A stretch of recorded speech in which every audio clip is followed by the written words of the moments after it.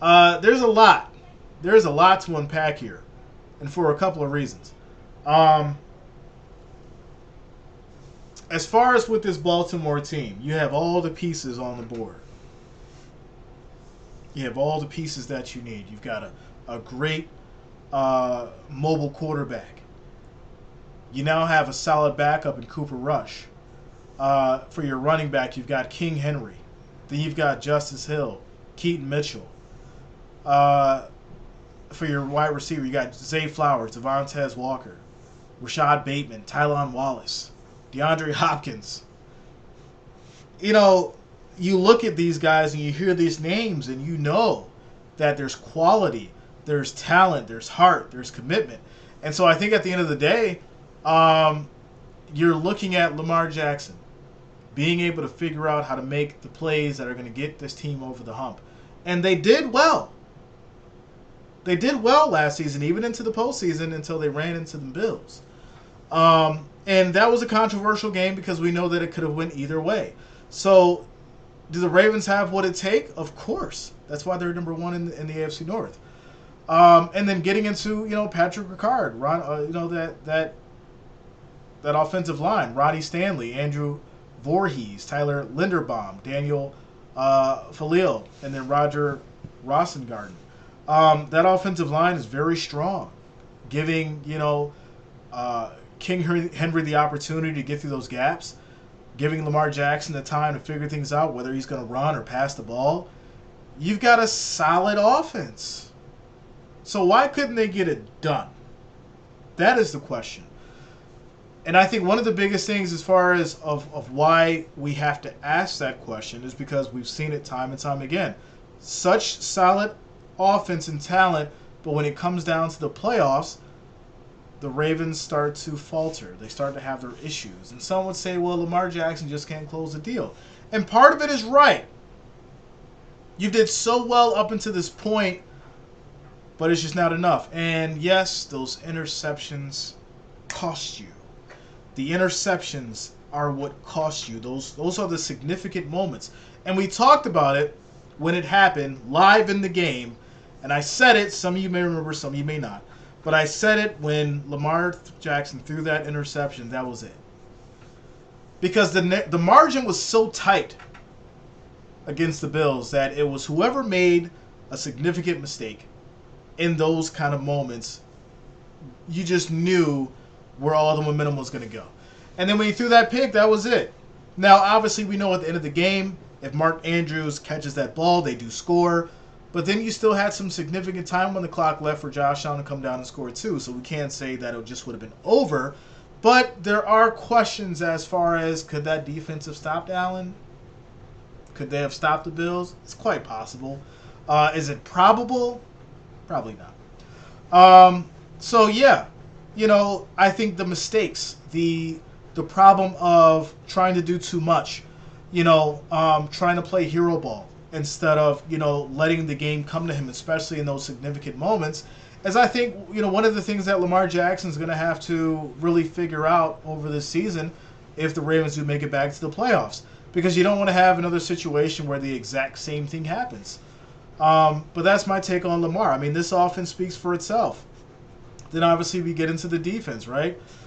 You've got Nnamdi, you got Travis Jones, you got Broderick, Kyle Van Noy, Roquan, Trenton Simpson, Adafi Owe, Nate Wiggins, Kyle Hamilton, Malachi Starks, Alexander, Marlon Humphrey. You've got a solid defense as well. So I think this really all comes down to Lamar Jackson finding the will to let the game come to him, not force things when it matters the most, because he plays his best ball. And so refining some of the things that he's been going through in the postseason is, I think, what's going to matter the most this season. We know that, the Ravens are probably going to make it back to the playoffs. I say it's probably because there's all kinds of variables out there, sure. But we know it's a high percentage that, the Ravens will make it back to the playoffs. So the true question is, okay, we know you might make it back to the playoffs, but are you going to learn from your mistakes, and are you going to be able to triumph and get past that point that you haven't been before? That's the question. But we'll get into the schedule. Before I do, shout out to you, Matt. What up, man? What's going on with you, bro? Let's get into the schedule. Obviously, week 1 against the Bills. Week 2 against the Browns. Week 3 against the Lions. Then you got Kansas City. You got the Texans. Week 6 against the Rams. Week 7 is going to be a bye week. Week 8 against the Bears. Week 9 against the Dolphins. 10 against the Vikings. And it's the Browns, the Jets, the Bengals, Steelers, Bengals again. Week 16 against the Patriots. Week 17 against the Packers. And then Week 18 against the Steelers. Preseason, Week 1 is going to be against the Colts. Week 2 is going to be against the Cowboys. And Week 3 will be the Commanders. So there you go. There you go. As far as predictions go, revenge game against the Bills Week 1. I love it. Y'all know we're going to be streaming it. We're going to be here for it. That's Sunday Night Football. Make sure you logged in because we're going to be here for it. Excited, ready to go. I'm taking my Bills at home. Week 2 against the Browns. I'm taking the Ravens there. Week 3 against the Lions. This is going to be a really good one, too. I think you got some really solid games. First 3, 4, 5, 6 weeks. The Lions, this is going to be a wild one, y'all. You got so much offensive talent with the Ravens. You got so much offensive talent with the Lions. I think this will be, a high-scoring game. It's going to come down to a mistake. Who's going to make one first? But I will side with the Lions here. I think there's just a little bit more as far as that goes into this one, well above and beyond the offense and the defense as far as, talent. I think this is going to be a game of coaching. I think Dan Campbell is a major risk taker, and against a game like the Ravens, you're going to have to take some risks. And that's not to say that Harbaugh won't do it too, but I just think Dan Campbell's a little bit more riskier.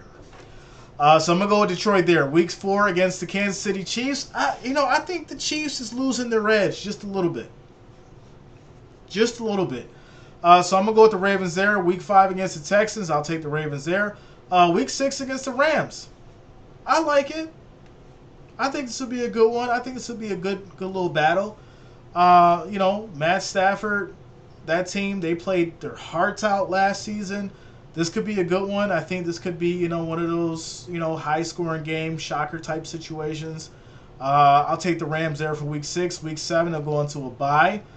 Week 8 against the Bears, I'll take the Ravens there. Week 9 against Miami, I'll take the Ravens there. Week 10 against the Vikings, I got to go Ravens there.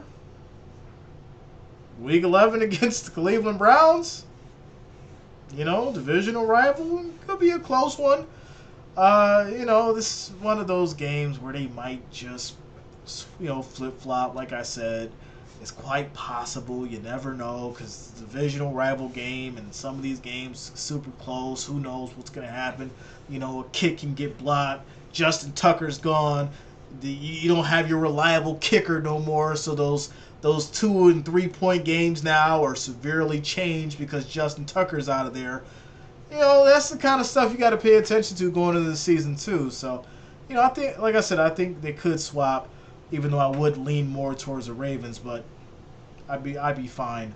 Maybe going against the narrative and picking the Browns there. The Jets, I'm gonna go with the Ravens. Week 13 against the Bengals. Like I said, I like this matchup.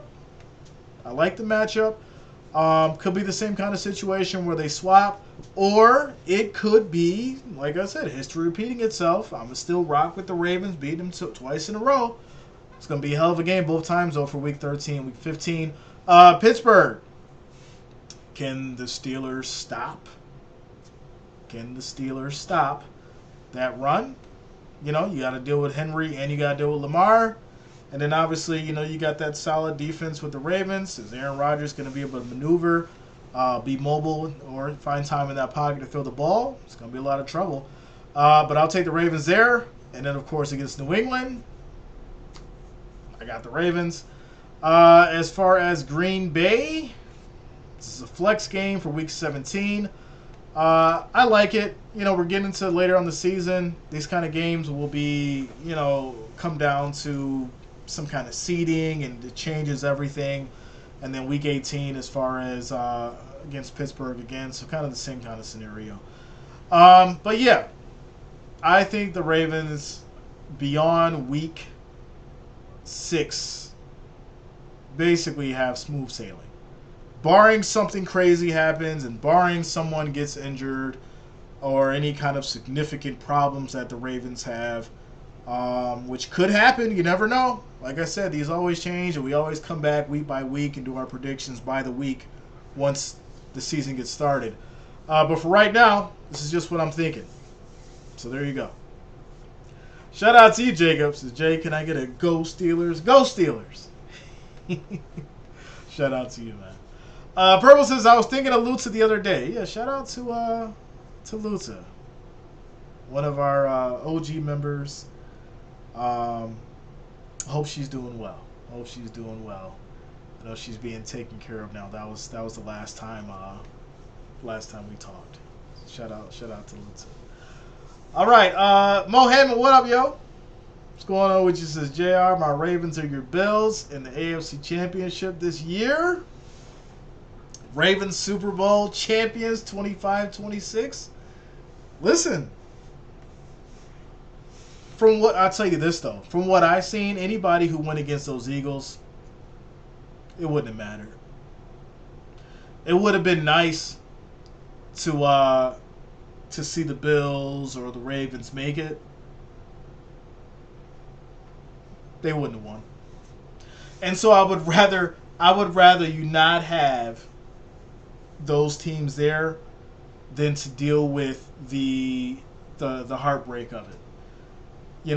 Because there was no beating the Eagles last year. Just offensively, defensively, they were just too much. They were overwhelming. Yeah, it just wouldn't happen.